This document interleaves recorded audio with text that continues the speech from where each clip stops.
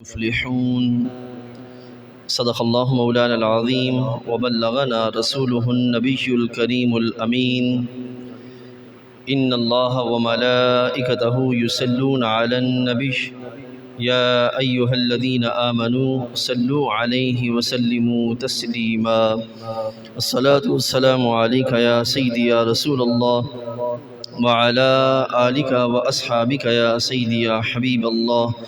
الصلاة والسلام عليك يا سيدي يا نبي الله وعلى آلك وأصحابك يا سيدي يا نور الله۔ اللہ رب العزت جل وعلا کا کروڑہ شکر ہے کہ اس کریم نے ہم سب کو آج کے مبارک دن میں نماز جمعہ شریف کے لیے اپنی بارگاہ اقدس میں حاضری کی سعادت نصیب فرمائی۔ رب کائنات ہم سب کا حاضر ہونا اور اس کی توفیق سے جو کلمات خیر بیان کیے جائیں، سماعت کیے جائیں اور جو اعمال صالحہ بجا لائیں وہ کریم اپنی بارگاہ اقدس میں قبول و منظور فرمائے۔ آج انشاءاللہ العزیز ہم آپ کے سامنے رسول اکرم نور مجسم شفیع معظم صلی اللہ علیہ وسلم کے وہ فرامین جو سرکار دو عالم صلی اللہ علیہ وسلم نے مسلمانوں کی ضروریات کو پورا کرنے میں بیان فرمائے، وہ آپ کے سامنے پیش کرنے کی سعادت حاصل کریں گے۔ رب کائنات قرآن مجید میں ارشاد فرماتا ہے وَافْعَلُوا الْخَيْرَ لَعَلَّكُمْ تُفْلِحُونَ کہ ہمیشہ بھلائی کے کام کیا کرو تاکہ تم فلاح پا جاؤ۔ اب یہاں رب کائنات جل وعلا اہل ایمان مسلمانوں کو ایک دستور عطا فرما رہا ہے، زندگی کا ایک طریقہ، ایک نہج عطا فرما رہا ہے کہ زندگی کیسے گزارنی ہے۔ اس میں محض عبادات نہیں بلکہ جملہ اعمال زندگی کو ان بنیادوں پر استوار کیا جائے کہ جو آگے چلتے ہوئے نہ صرف اس کی اپنی ذات کے لحاظ سے بھلائی کا رستہ پیدا کریں، بھلائی کا راہ بنائیں، بلکہ وہ اوروں کے لیے بھی خیر خواہی کا رستہ کھولتا ہوا نظر آئے۔ تو رب کائنات جل وعلا ارشاد فرماتا ہے وَافْعَلُوا الْخَيْرَ بھلائی کا کام جو ہے وہ کیا کرو۔ اب اس کا فائدہ کیا ہوگا؟ لَعَلَّكُمْ تُفْلِحُونَ اس کا فائدہ یہ ہوگا کہ تم دنیا اور آخرت دونوں جہانوں میں کامیاب ہو جاؤ گے۔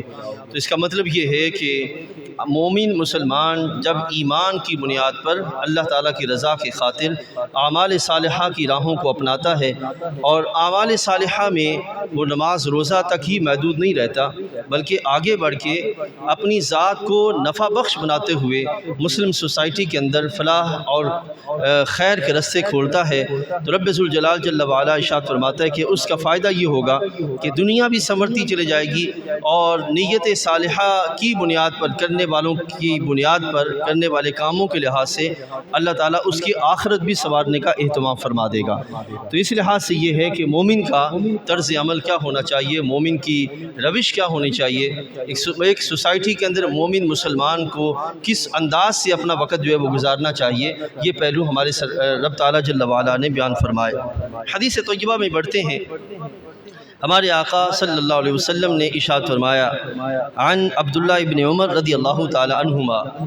عبداللہ ابن عمر رضی اللہ تعالی عنہما اس حدیث طیبہ کے راوی ہیں، وہ فرماتے ہیں قال رسول اللہ صلی اللہ علیہ وسلم نبی علیہ السلام نے ارشاد فرمایا المسلم اخو المسلم کہ مومن مسلمان کا بھائی ہے۔ اب یہاں رب کائنات جل وعلا کے حبیب علیہ السلام نے ہمارا اہل ایمان کا جو باہمی تعلق ہے اس تعلق کی بنیاد کو بیان فرمایا کہ ہمارا تعلق کس بنیاد پر ہے۔ ایک ہے رنگ کی بنیاد پر تعلق ہونا، ایک ہے زبان کی بنیاد پہ تعلق ہونا، علاقے کی بنیاد پہ تعلق ہونا، خاندان کی بنیاد پہ تعلق ہونا۔ رب کائنات جل وعلا کے حبیب علیہ السلام نے ہمیں جو بنیاد عطا فرمائی وہ ان ساری چیزوں سے، ساری جو جو سطحی چیزیں ہیں ان سے بالاتر کرتے ہوئے ہمیں ایک اجتماعیت اور عالمگیریت ہمیں جو ہے وہ عطا فرماتا ہے کہ جہاں کہیں بھی مومن مسلمان بستا ہے وہ دوسرے علاقے مومن میں بسنے والے مومن مسلمانوں کا بھائی ہے۔ اب اسی لحاظ سے اگر ہمارے سندھ میں ہمارے مسلمان بھائیوں کو کوئی تکلیف ہے تو اس تکلیف کا جو ہمیں احساس ہے، اس احساس کو سرکار نے فرمایا کہ یہ اس لحاظ سے نہیں ہے کہ وہ تمہارے پاکستانی بھائی ہیں، یہ سلسلہ بعد میں ہے، بلکہ پہلا وہ جذبہ جس کے لحاظ سے جو طبیعت میں تڑپ اٹھ رہی ہے یہ اس لحاظ سے کہ وہ تمہارے مسلمان بھائی ہیں۔ تو اس کیفیت کے لحاظ سے فرمایا، اور پھر یہاں یہ یوں مادو وسیع ہوتے چلے جائیں گے۔ ہمارے سرحد میں معاملہ ہے، ہمارے انڈیا میں مسلمانوں پہ ظلم و ستم ہوتا ہے، پچھلے سالوں میں برما میں مسلمانوں پہ ظلم و ستم ہوتا رہا، پھر عراق میں، شام میں، یمن کے اندر، بوسنیا کے اندر، جہاں کہیں بھی ظلم و ستم کی جو برکھا ہے یہ مسلمانوں پہ برستی ہے، تو اس سے ہماری طبیعتوں کے اندر جو احساس جنم لے لیتا ہے، اس احساس کو سرکار نے فرمایا کہ یہ تمہارے ایمان کے سبب ہے۔ تو ایمان مقدم ہے، اور ایمان وہ بنیاد ہے کہ جس کی بنیاد پہ ہم نے آگے بڑھنا ہے اور نظام قائم کرنا ہے، اسلام کی بنیاد پر، ایمان کی بنیاد پر۔ اسی کو اقبال نے کہا کہ بازو تیرا توحید کی قوت سے قوی ہے، اسلام تیرا دیس ہے اور تو مصطفی ہے۔ یعنی کہ اس لحاظ سے ہم نے سوچنے کا اہتمام کرنا ہے، اسلام کی بنیاد پر، محض اپنے علاقہ، اپنی پارٹی اور اپنا جو ہے وہ ذوات کی بنیاد پہ نہیں۔ تو سرکار نے فرمایا المسلم اخو المسلم لا یظلمہ ولا یسلمہ۔ یہ ہمارے حبیب علیہ السلام نے ایک صاحب شعور مسلمان کو اسلام کا اور اس کی زندگی کا جو بنیادی رستہ ہے، سرکار نے وہ رستہ بیان فرمایا، لا یظلمہ، نہ یہ کسی دوسرے پر ظلم کرتا ہے، دوسرے مسلمان پر، ولا یسلمہ، نہ اس کو بے یار و مددگار چھوڑتا ہے، یعنی کہ نہ خود ظلم کرتا ہے، نہ حالات اور لوگوں کو اس کے لیے ایسی راہیں ہموار کرنے کی دعوت دیتا ہے کہ جس سے جو ہے وہ دوسرے مسلمان بھائیوں پر ظلم و ستم ہوتا ہوا نظر آئے، اور وہ بے یار و مددگار حالات کے تنگی میں پس کر جو ہے وہ مر جائیں، بلکہ فرمایا ولا یسلمہ، بلکہ آگے بڑھ کے ان کو بے یار و مددگار بھی نہیں چھوڑتا، ان کو آگے بڑھ کے ہاتھ تھام کر ان کو ظلم کی وادی سے نکالتا ہے، بے بسی کی وادی سے نکالتا ہے، اور خیر اور آسانی اور وسعتوں کی راہوں پر لے جانے کا اہتمام کرتا ہے۔ تو یہ ایک دستور ہے جو ہمارے آقا صلی اللہ علیہ وسلم نے عطا فرمایا۔ پھر ساتھ ہی فرمایا کہ ایک ہے کہ ایک لمحے کے لیے آگے بڑھنا، کبھی کبھی یہ کام کر لیا، اور دوسرا ہے کہ ہمیشہ بھلائی کے لیے اپنے مسلمان بھائیوں کے لیے ایسے اہتمام کرتے رہنا، ایسا نظام ایک بن جائے کہ جس کے لحاظ سے جہاں ایک طرف نماز روزہ اس کے سلسلے قائم ہو تو وہیں پر ظالم کو ظلم کرنے کا موقع نہ ملے، حالات ایسے نہ بنے، ماحول ایسا نہ بنے، نظام ایسا نہ بنے کہ جس سے کسی دوسرے مسلمان بھائی کو تنگی کا جو ہے وہ سامنا کرنا پڑ جائے۔ تو ہمارے نبی علیہ السلام نے فرمایا من کان فی حاجت اخیہ کان اللہ فی حاجتہ۔ نبی علیہ السلام نے فرمایا کہ جب کوئی اپنے مسلمان بھائی کی حاجت کو پورا کرتا رہتا ہے، اللہ تعالیٰ جل وعلا اس کی حاجات کو پورا فرماتا ہے۔ اب اس میں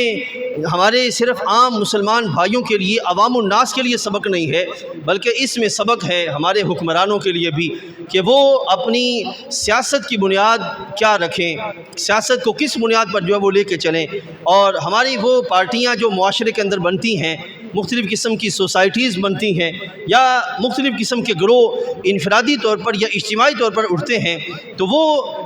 ان کو بیان کیا جا رہا ہے۔ اور پھر یہ کہ صرف ایک دو دن یا ایک دو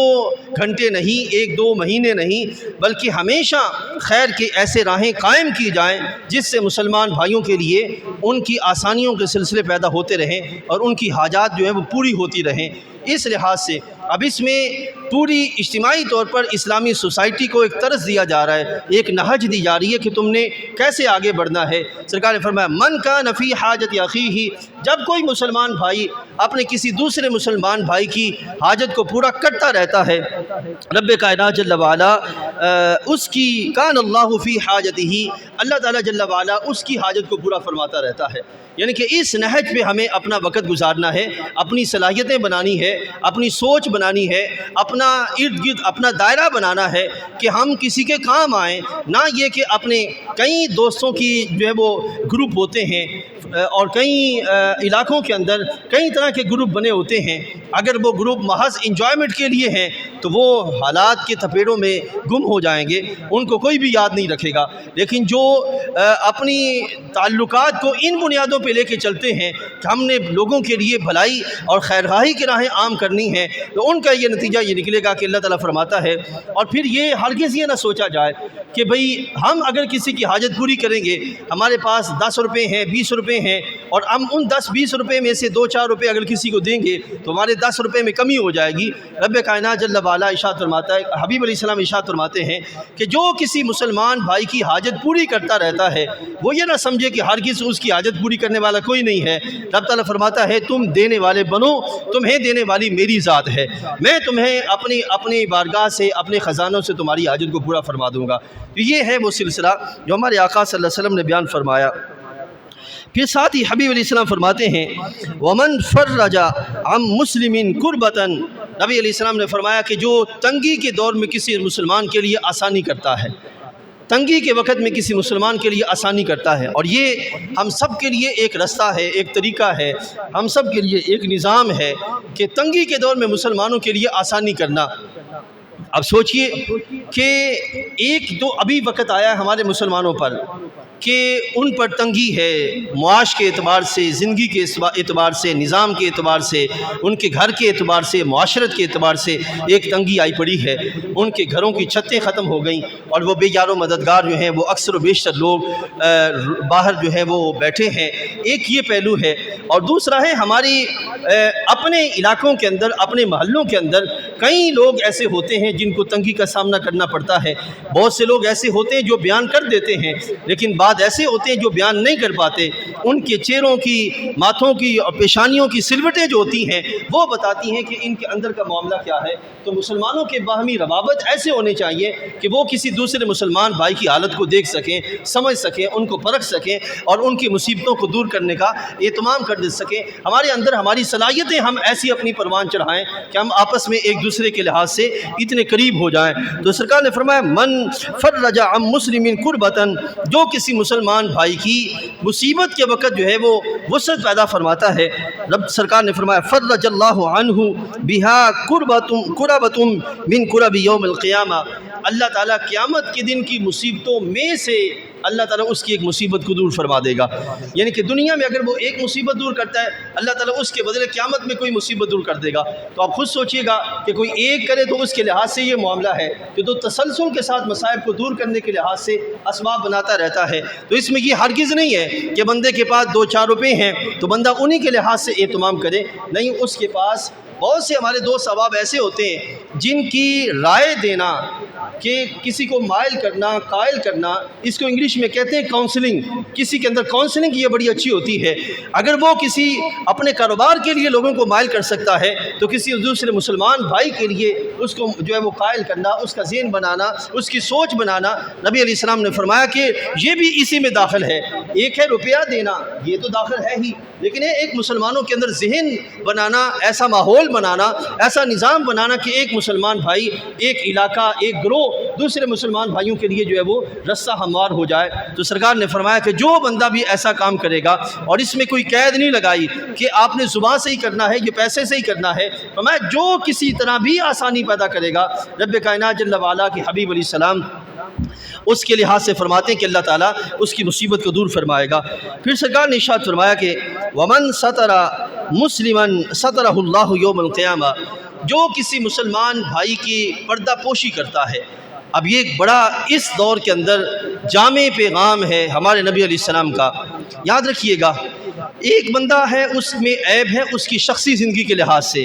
یعنی کہ اس کی ذات میں عیب ہے, اور وہ عیب ایسا ہے جو پوری سوسائٹی کو اس طرح متاثر نہیں کر رہا جیسے کہ پوری کی پوری سوسائٹی ڈیمیج ہو جائے.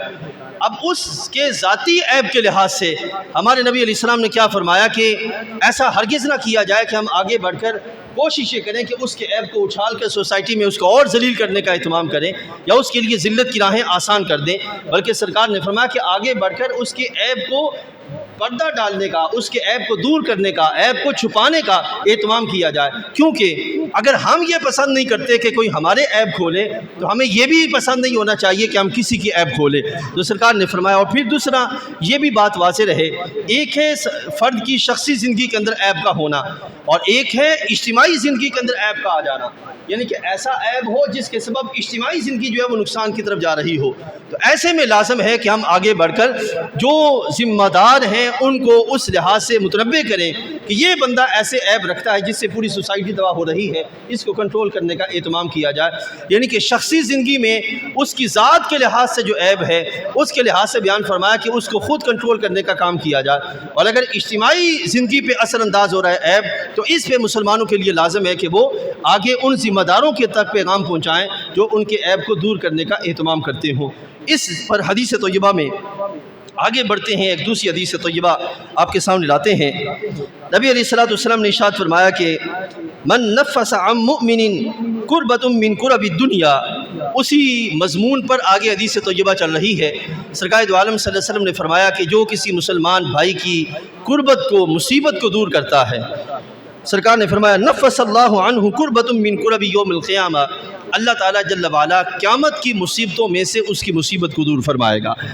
اب یہ ہے مومن مسلمان مددگار ہوتا ہے, خیر خواہ ہوتا ہے, وہ ہمیشہ دوسرے مسلمانوں کے لیے آسانیوں کی راہیں پیدا کرتا ہے اور ان کے لیے خیر خواہی کے جذبات رکھتے ہوئے وہ رستے کھولتا ہے کہ جس سے ان کا آسانیوں پہ چلنا آسان ہو جائے. تو یہ ہمارے نبی علیہ السلام نے فرمایا. اور اس میں ہرگز یہ نہیں ہے کہ عوام تو ایسی ہو, حکمران بھلے جیسے چاہے کیوں ہو.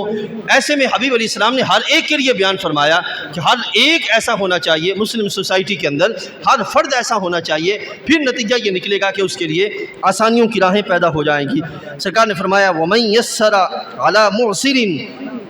بابو علیہ السلام ارشاد فرماتے ہیں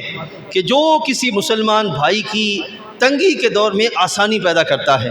وَمَن يَسَّرَ عَلَى مُعْسِرٍ, اور اس میں صرف یہ نہیں ہے کہ اب ہم اس علاقے کے اعتبار سے تو ایسا کر رہے ہیں, یعنی کہ سندھ کے لحاظ سے, بلوچستان کے اعتبار سے ہم پورا اہتمام کر رہے ہیں, ہمیں اس کے بعد بھی سوچنا ہوگا کہ اپنی گلی کے اندر, اپنے محلے کے اندر, اپنے علاقے کے اندر ہماری صلاحیتیں اس انداز کے ساتھ ہوں کہ کئی لوگ ایسے ہیں جن کو کئی طرح کے مصائب کا سامنا ہے. تو ہمیں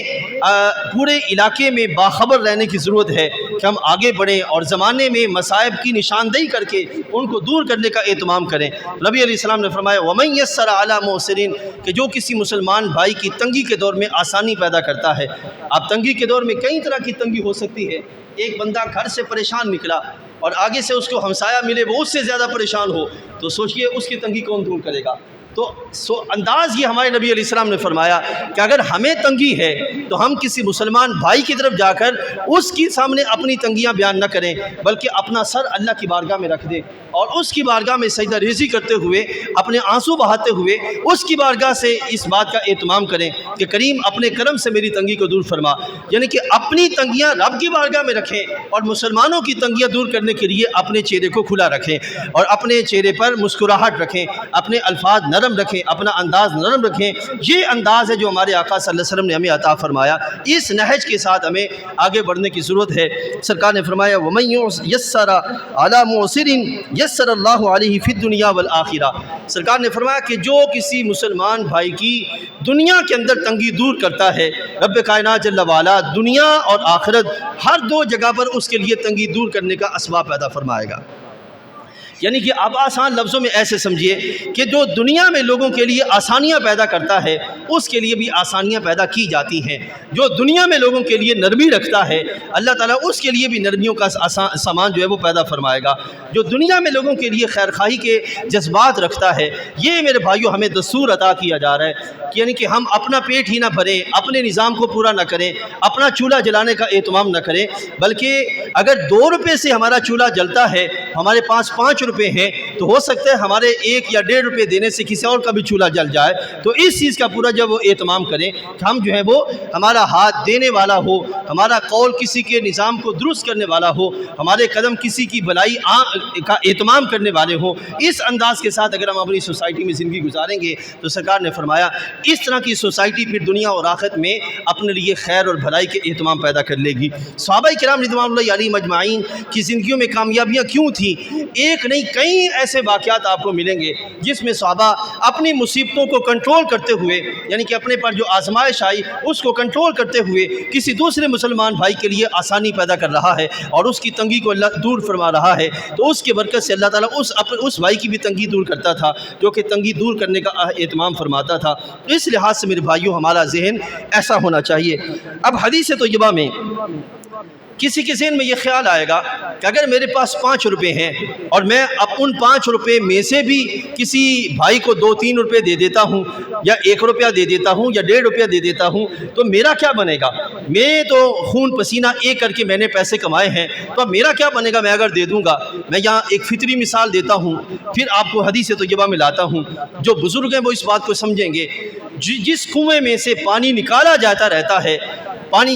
جس کنویں سے پانی نکلتا رہتا ہے وہ کنواں بھرا رہتا ہے، اور جس کنویں سے پانی نکالنا چھوڑ دیا جاتا ہے وہ کنواں بھی خشک ہو جاتا ہے۔ اسی طرح حبیب علیہ السلام نے ارشاد فرمایا واللہ فی عون العبد، اللہ تعالیٰ بندے کی مدد کرتا رہتا ہے، ما کان العبد فی عون اخی، جب تک بندہ اپنے کسی مسلمان بھائی کی مدد کرتا رہتا ہے۔ یعنی کہ بندہ، اور پھر آپ نے وہ قرآن مجید کی آیت کریمہ سنی ہوگی، رب ذوالجلال جل وعلا ارشاد فرماتا ہے من ذا الذی یقرض اللہ قرضا حسنا، کون ہے جو اللہ کو قرض حسنا دے؟ اب اللہ کی بارگاہ میں تو قرض حسنا کی کوئی ضرورت نہیں ہے، وہ تو حاجات نہیں رکھتا، وہ حاجتوں سے پاک ہے، محتاج وہ ذات نہیں ہے، بندے محتاج ہیں، لیکن یہاں ترغیب دی جا رہی ہے من ذا الذی، کون ہے جو رب ذوالجلال جل وعلا کی بارگاہ میں قرض حسنا دے؟ نتیجہ کیا نکلے گا؟ اللہ تعالیٰ فرماتے ہیں کہ وہ قرض حسنا اللہ تعالیٰ بڑھا کر واپس فرما دے گا۔ اور ایک دوسری حدیث طیبہ کے اندر، ایک قرآن مجید کی آیت کریمہ کے اندر ایک مثال موجود ہے۔ قرآن مجید میں رب تعالیٰ فرماتا ہے، جو سمجھدار ہیں یا نوجوان وہ اس بات کو سمجھیں گے، آپ گندم کی فصل آپ نے اگانی ہے تو آپ کیا کرتے ہیں؟ دانہ دانہ ڈالتے ہیں زمین پر۔ سوچیں کہ دانہ تو ایک ڈالا جا رہا ہے اور ظاہری طور پر زمین میں جا کر کئی من زمین کے نیچے جا کر چھپ رہا ہے، ظاہری طور پہ وہ اوجھل ہو رہا ہے، لیکن آپ دیکھیے گا کہ اس دانے پر سے پھر ایک وقت ایسا آئے گا کہ ایک پودا لگے گا اور اس پودے پر بالیاں ہوں گی اور ہر بالی پر 100 دانے ہوں گے۔ رب ذوالجلال قرآن فرماتا ہے مثل الذین ینفقون اموالہم فی سبیل اللہ، جو اللہ کی راہ میں مال خرچ کرتے ہیں، اموالہم اپنے اموال کو خرچ کرتے ہیں، فی سبیل اللہ اللہ کی راہ میں، کیا ہوگا؟ کمثل حبۃ انبتت 7 سنابل فی کل سنبلۃ 100 حبۃ، نبی علیہ السلام پہ اترنے والے قرآن میں رب تعالیٰ فرماتا ہے کمثل حبۃ، اس ایک دانے کی اس کی مثال ایسے ہی ہے جیسے ایک دانہ زمین میں اگایا جائے، حبۃ انبتت، کہ اس کو زمین میں اگایا جائے تو پھر کیا ہوگا؟ 7 سنابل، اس کی مثال ایسے ہی کہ جیسے زمین سے پودا اگے اور اس پودے پہ 7 بالیاں ہوں اور ہر بالی پہ 100 دانے رب اگاتا ہے۔ تو اسی طریقے سے جو بندہ رب ذوالجلال جل وعلا کی راہ میں دینے کا اہتمام کرتا ہے، فراخی کا اہتمام کرتا ہے، اوروں کے لیے وسعتوں کا اہتمام کرتا ہے، رب کائنات جل وعلا اس کے لیے بھی آسانیوں کے اہتمام فرماتا ہے۔ اس اعتبار سے جس کو تنگی ہے اس کو چاہیے کہ وہ اوروں کی تنگی دور کرے، اللہ اس کی تنگی دور فرما دے گا۔ جس کے لحاظ سے پریشانیاں ہیں اس کو چاہیے کہ وہ اوروں کی پریشانیاں دور کرے، اللہ تعالیٰ اس کی پریشانی کو دور فرما دے گا۔ تو یہ طریقہ رب نے عطا فرمایا ہے کہ تم دینے والا بنو، رب کائنات جل وعلا تمہارے لیے اپنی بارگاہ سے اسباب پیدا فرما دے گا۔ اب یہاں آگے بڑھتے ہوئے محبوب کریم علیہ السلام نے ایک ایسا طریقہ عطا فرمایا کہ بندے کو شعور کیسے آئے گا، یہ بات بھی واضح رہے۔ ایک ہے کہ بندہ نماز پڑھتا ہے لیکن وہ سماج کے کاموں میں صحیح دخل طریقے سے شامل نہیں ہوتا۔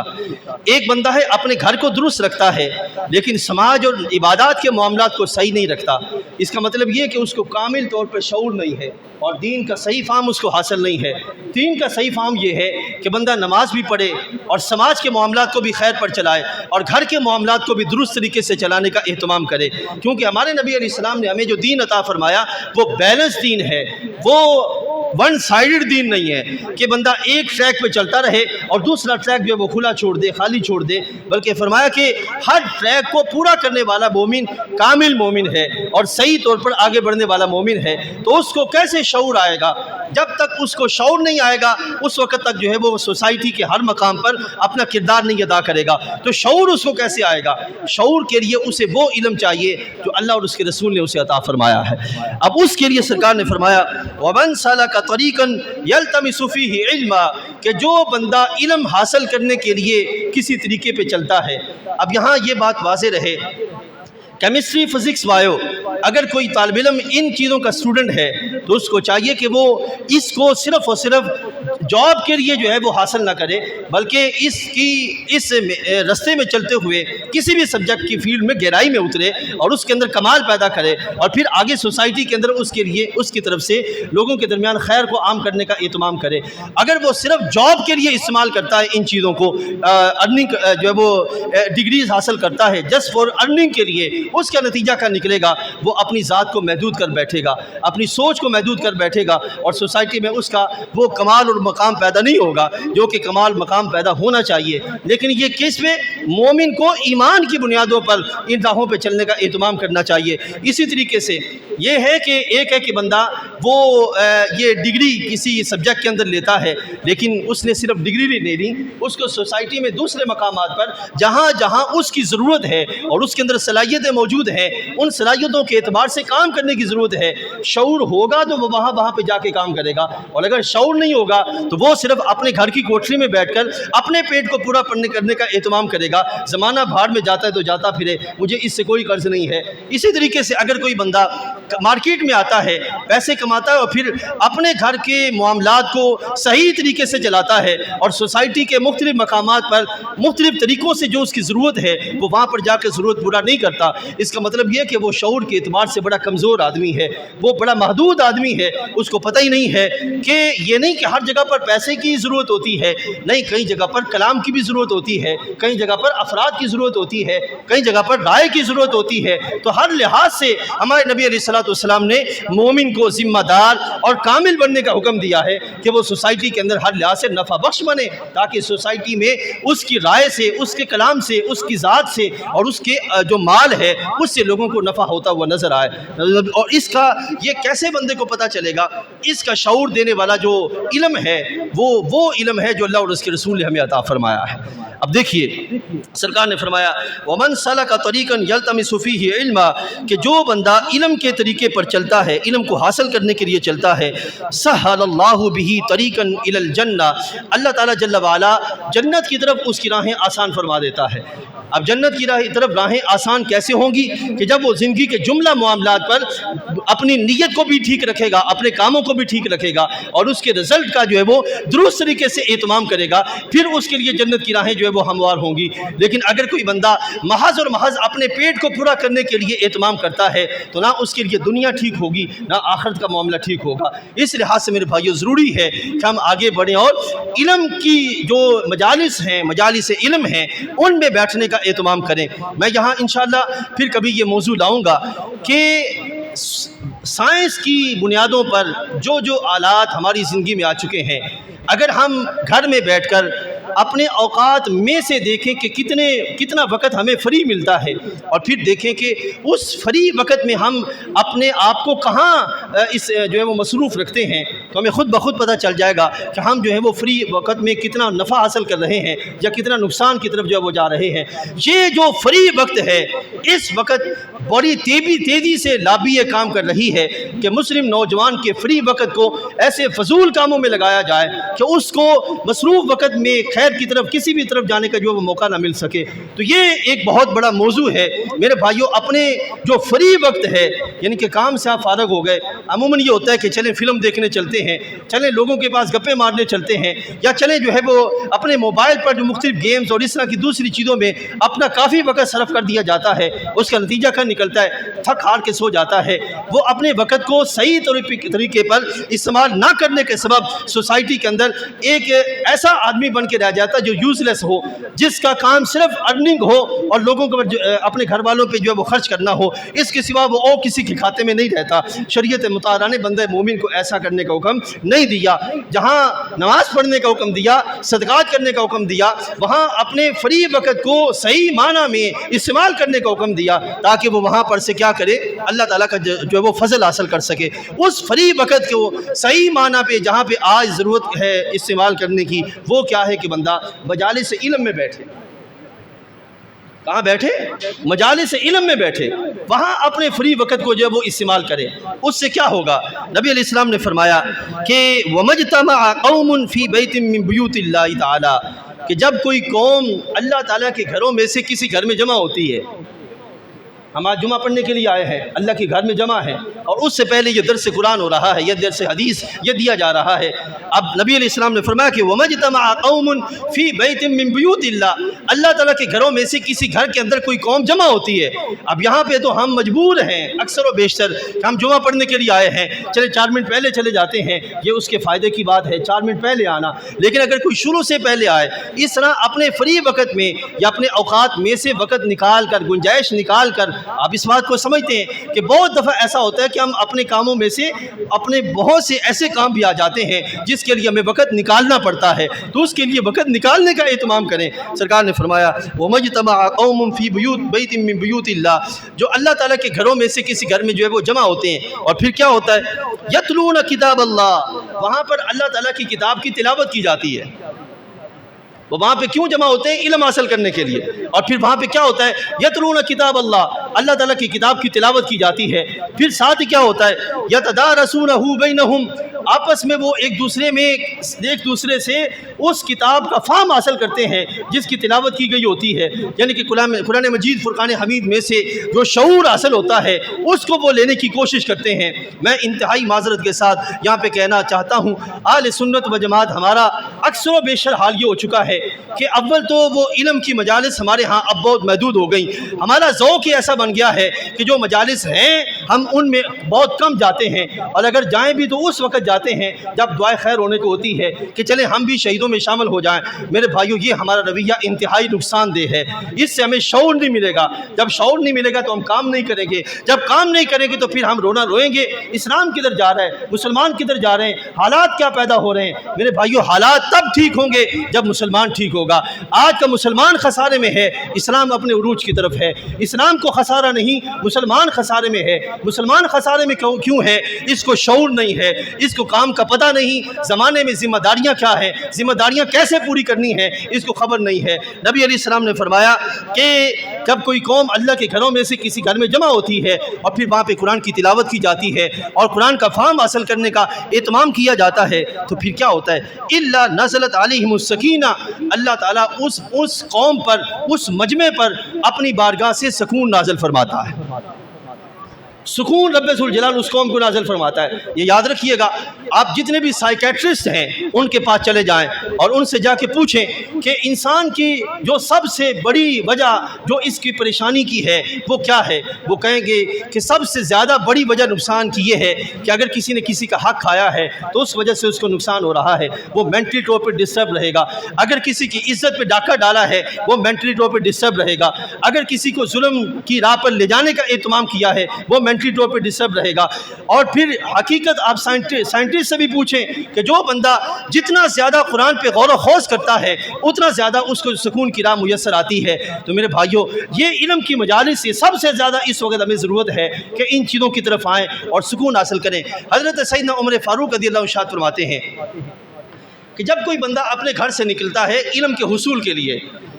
اور گھر سے نکلتے وقت اس کے کندھوں پر، اس کے سر پر پہاڑ کے جتنے گناہ ہوتے ہیں،